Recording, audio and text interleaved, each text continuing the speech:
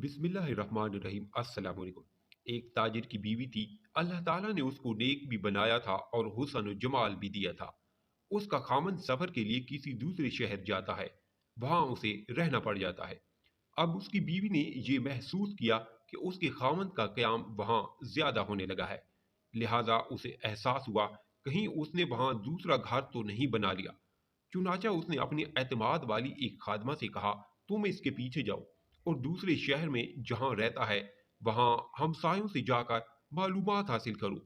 जब उसने वहां से मालूमात ली तो पता चला चूंकि उसे वहां 10-15 दिन रहना होता था, इसलिए उसने वहीं किसी औरत से निकाह कर लिया था और उसे एक घर भी लेकर दिया था जहां वो जाकर रहता था। गुनाह तो नहीं था, अलबत्ता उसने दूसरा निकाह कर लिया था। जब उस औरत को कन्फर्म हो गया तो उसने सोचा कि मेरे खामन ने निकाह तो कर लिया है, अगर झगड़ा करूंगी तो खामन को खाम खा मेरे सामने शर्मिंदगी होगी। या ये भी हो सकता है कि मेरा खामन खुल्लम खुला कह दे कि मैं उधर भी वक्त दूंगा और इधर भी दूंगा, तो मुझे ऐसा करने की क्या ज़रूरत है। जो मोहब्बत की मसावत मेरे और मेरे खामन के दरमियान है, क्यों न मैं उसी को बरकरार रखूं। ये सोचकर उसने पर्दा रखने का इरादा कर लिया। चुनाचा वो अपने खामद के साथ उसी मोहब्बत के साथ रहती रही। हालांकि उसे यकीन था कि जब ये दूसरे शहर में कारोबार के लिए जाता है तो वहां उसकी दूसरी बीवी भी मौजूद है। अल्लाह की शान के कुछ महीनों के बाद खामद की वफात हो गई। जब खामद की वफात हुई तो उसका जितना सरमाया था वो सारे का सारा इसी बीवी के पास था। जब उसकी तदफीन का मरला मुकम्मल हुआ और उसकी विरासत की तकसीम का वक्त आया तो इस बीवी ने अपना हिस्सा भी अलग किया और दूसरी बीवी का हिस्सा भी अलग कर दिया। और उसी औरत को जिसने इसको बताया था कि उसका दूसरा निकाह भी है, उसको बड़ी राजदारी से कहा कि किसी को पता भी ना चले और मेरे खामन की बात भी ना करें, लेकिन इसकी विरासत में इस बीवी का शरई हक है। मुझे क़यामत के दिन अल्लाह के यहाँ जवाब देना है।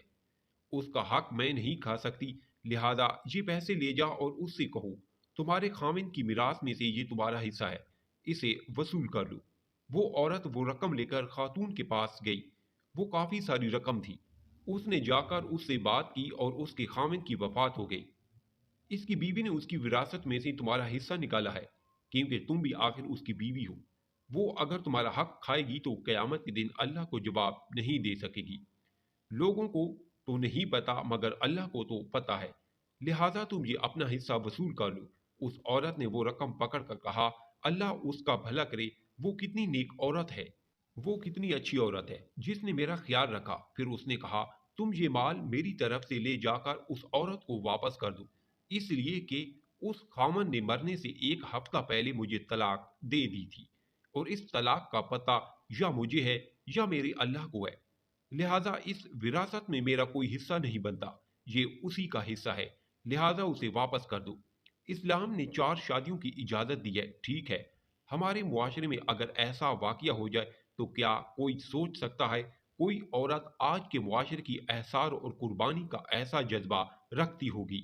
ये तलीमात कौन से तरीके से ज़िंदगी दे रहा है, ये दीन इस्लाम दे रहा है। दुनिया को तो मालूम नहीं हकीकत क्या है, लेकिन जब दिल में खौफ खुदा होता है तो फिर लोग एक दूसरे के हकूक की इतनी रियायत रखते हैं। आज वही दीन इस्लाम है, लेकिन दीन लोगों से ऐसे निकल चुका है जैसे कि नबी करीम सल्लल्लाहु अलैहि वसल्लम का फरमान है। लोगों पे ऐसा जमाना आएगा, उनसे इस तरह दीन निकल जाएगा जैसे ऊंट के गले से रसी। अगर स्टोरी पसंद आई है तो लाइक और कमेंट करें, चैनल पर न्यू है तो सब्सक्राइब जरूर करें।